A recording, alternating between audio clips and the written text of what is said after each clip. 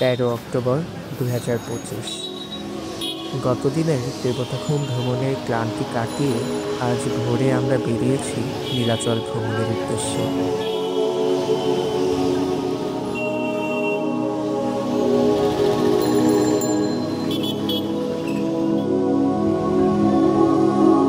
পেছনে দাঁড়িয়ে গেছে মহান দুটো ছেলে, পেছনে দাঁড়িয়ে আছে।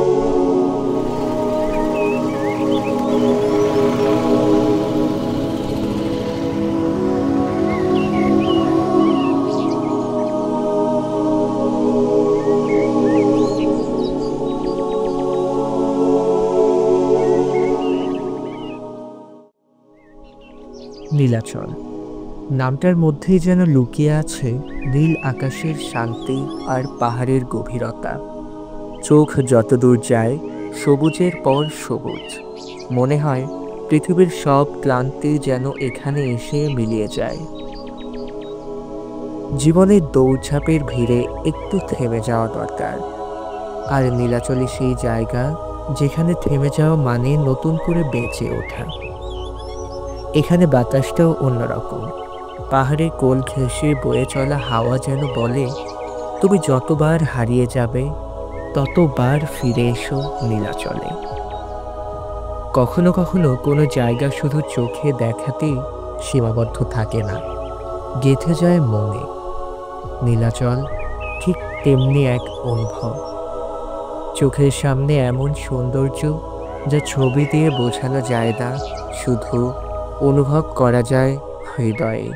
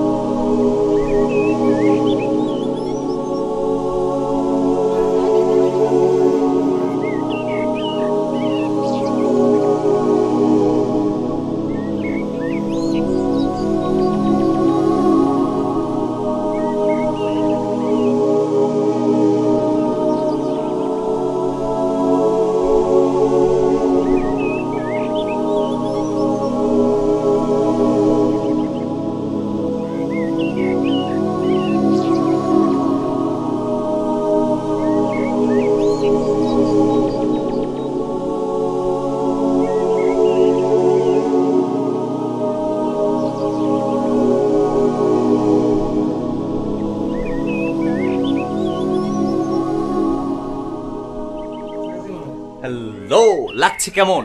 মেঘের সাথে কথা বলা, মেঘের সাথে। কার সাথে? আমাদের এই ট্রিপের একজন ডেডিকেটেড পার্সন যে ভিডিও করে দিচ্ছে।